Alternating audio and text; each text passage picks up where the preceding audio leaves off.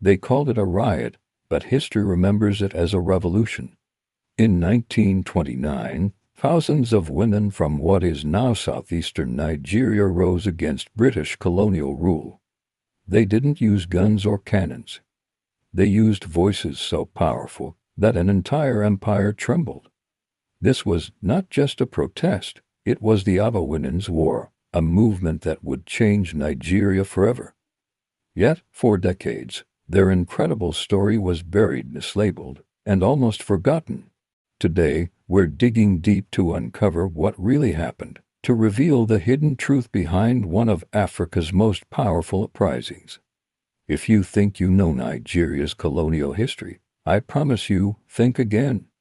Because what began in the dusty markets of Aba would grow to challenge the might of the British Empire, led by ordinary women who simply refused to be silenced.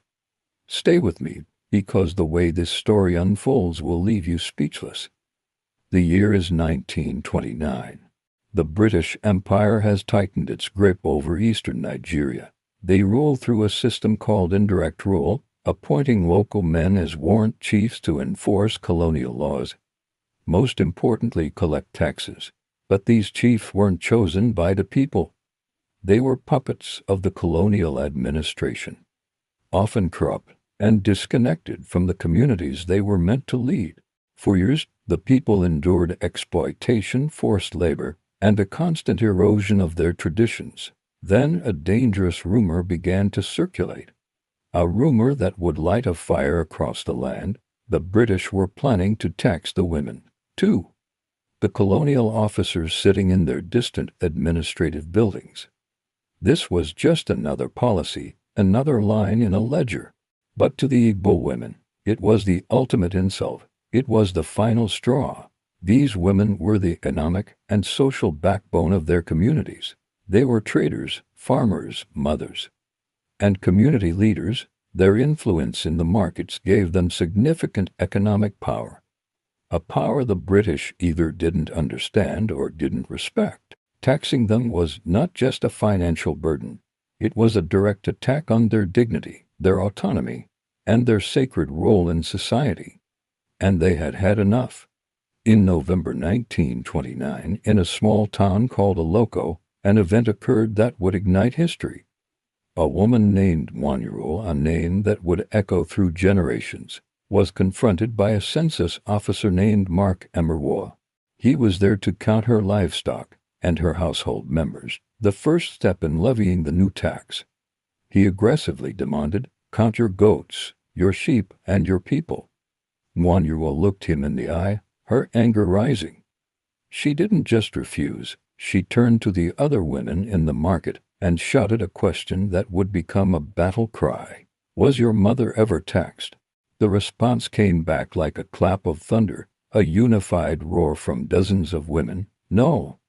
That single moment of defiance was the spark.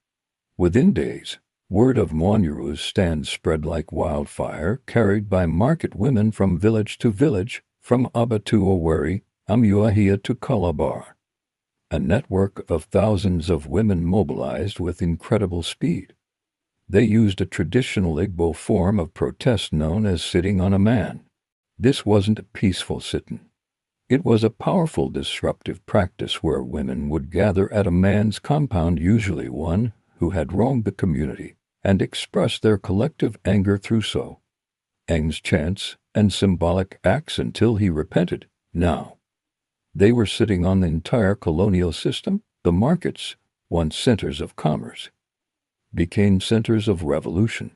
Over 10,000 women from different ethnic groups, Igbo, Ibibio, Ogoni, and others, marched together in a stunning display of solidarity. They weren't an unruly mob. They were organized, strategic, and utterly fearless. They surrounded colonial offices, destroyed the properties of the hated warrant chiefs, and brought the colonial administration to a grinding halt. For the first time, the British faced a large-scale, coordinated movement led entirely by women, who used their own traditions as weapons of resistance. The British colonial officers were caught completely off guard. They couldn't comprehend how Primitive women could organize such a sophisticated and widespread revolt. Their response was predictable, panic, and brutal force. In several towns, including Apobo and Aba, colonial troops opened fire on the crowds of unarmed women. By the time the dust settled, at least 50 women were confirmed dead, with many more injured. They had come with palm leaves, a symbol of peace, but were met with bullets. But even in tragedy, their message had been delivered with undeniable force. The uprising forced the British to make concessions they never thought they would. The plan to tax women was immediately abandoned. The system of warrant chiefs was reformed, stripping them of their unchecked power, and the colonial government was forced to acknowledge, for the first time, the political power of women. But the British Empire needed to control the narrative. They couldn't admit they had been challenged and beaten by a legion of market women. So they buried the event under dismissive name, the Aba Women's Riot. They called it a mere disturbance, a chaotic outburst, refusing to grant it the dignity of a political war. For decades, that official narrative stuck.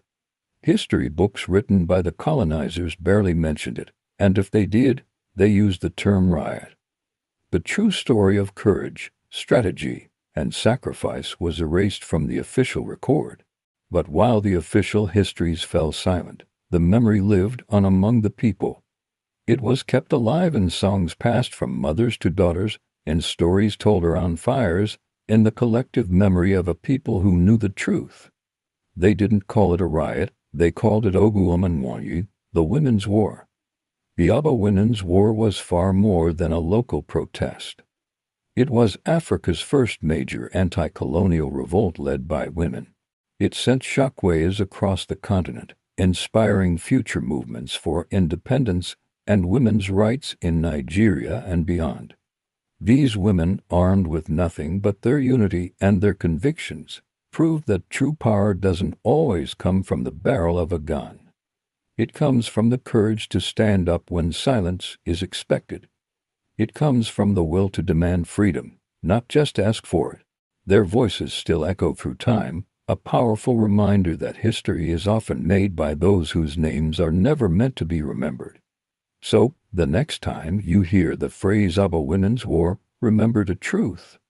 It wasn't a riot. It was a revolution. A revolution led by mothers, wives, traders, and sisters who refused to let an empire trample on their dignity. If their incredible bravery inspired you today, please hit that like button and share this video. Stories like this deserve to be heard by the world. And don't forget to subscribe and turn on notifications because we have so many more forgotten histories to bring back to life. Thank you for watching.